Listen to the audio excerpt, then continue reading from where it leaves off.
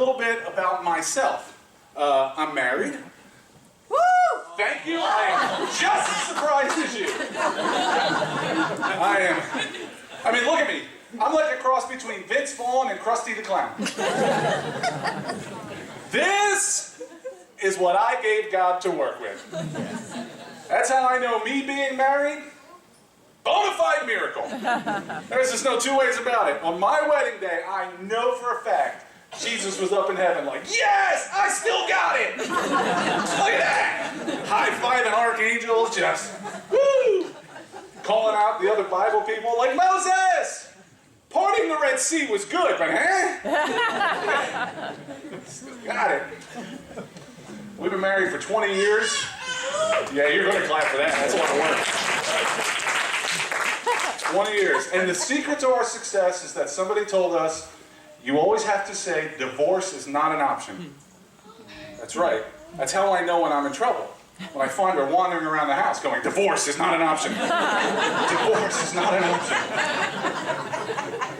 I know I'm in real trouble when I find her wandering around the house going, a hitman is not an option. Hitman is not an option. I'm not at all worried about her hiring a hitman. That woman don't buy anything without a coupon. Yeah, right. There we go. You're not going to find that in the battle pack anytime soon. So my wife is, she's always trying to make improvements on me. You know what I mean? Yes, thank you. Somebody there sees room for improvement.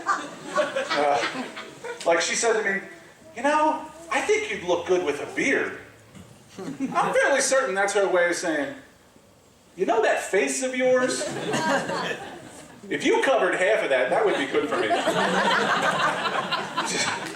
It doesn't have to be a beard. It could be like a Zorro mask or a Mike Tyson face tattoo. Any of those things. She keeps bugging me to go on a diet, and so I made her a deal. I said, when I reach 280 pounds, I will go on a diet. You have any idea how hard it is to maintain 277? I'm down to like a 5 tasty cake limit at each day. So you know what? I'm not gonna lie. A couple weeks ago, I hit the scale. I went over 280, so I'm absolutely gonna do the right thing. I'm gonna buy a broken scale. Broken scale is the way to go. So me and my lovely bride, we have kids. We have, thank you. They're both here. I'm about to embarrass them. Yes. And in a few minutes, we're going to show naked baby picture slides. They're good, man.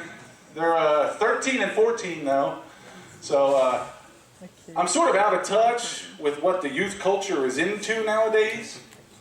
Like, I thought Ariana Grande was a new menu item at Taco Bell. I was excited about that. I'm like, yeah, I'll have the Ariana Grande, and can I get a side of Iggy Azalea? Do you have that? I don't know what kids are into. These guys, all they do is play video games. Right? And they're proud of it. Oh, they're pumping their chest. Yeah, I play video games. I kill aliens all day. And I want to be involved in that. But that controller has like 18,000 buttons. Have you seen this thing? It's ridiculous. I grew up in the Atari generation. Yeah. What did we have? We had a black box with a joystick and a red button that did absolutely nothing. And we pushed it like mad anyway. Like, yeah! I'm telling you, Pac-Man will go faster if you push that button. Nah. But I tried. My son invited me to play video games. He's like, come on, Dad, we'll shoot some aliens. And I'm like, yeah, I can get into that. So he sets it up, and I'm like, yeah. Oh, I am crushing it! He just looks at me and goes, that one is me. I look over at my guy, he's just doing this.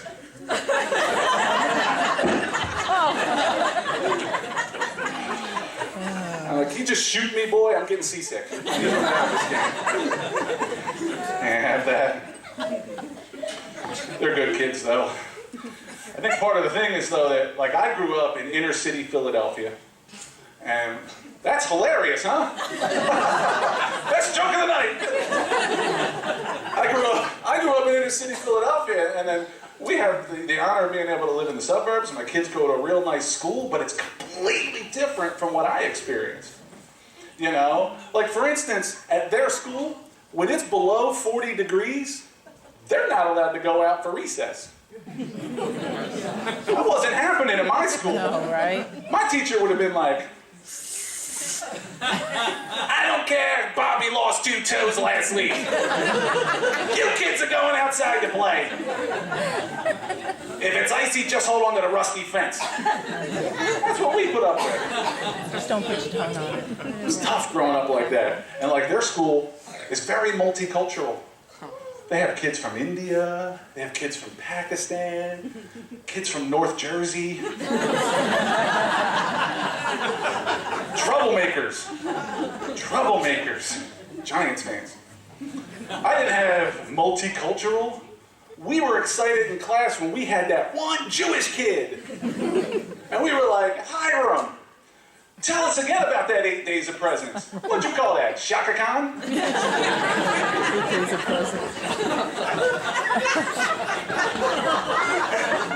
That's the dumbest thing you're gonna hear all night. So dumb. Their school too, they weren't allowed to run at recess. Not allowed to run at recess! It was sad when you would drive by the schoolyard and all the kids were playing tag. Just standing in a circle, poking each other.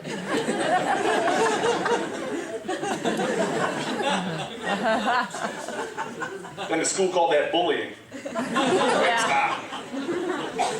Now they just stand in a circle and text it. I unfriend you. And we didn't get that right, no. We had to go outside, we had to run, and our teachers taught us a little gym called Red Rover. You guys familiar with this? We're going to build a human wall of children and send this other child headlong into it. Yes. Meanwhile, the teachers are over in the corner of the schoolyard placing bets. I got $20 on the fat kid. I made a lot of money from my teachers, I'm just saying. Yeah, Red Rover champion, 1977. Me and my boys, we do get along a lot though. We're into like sci-fi movies and especially Star Wars. We got any Star Wars fans? Yes. The thing about Star Wars though is I have this pastor friend of mine, and this is true. He's against Star Wars. And quite frankly, I find his lack of faith disturbing. So I had to ask him, I'm like, why would you be against Star Wars? And his response was, well, I just want my kids to grow up with a strong biblical foundation. And I'm like, so do I. But I want them to know if they get out of hand, they're getting force choked for sure. I don't have the force. Lucky for them. Doesn't stop me from trying. A few weeks ago, I came in, I plopped down on the couch, and the remote control was on the other side of the room.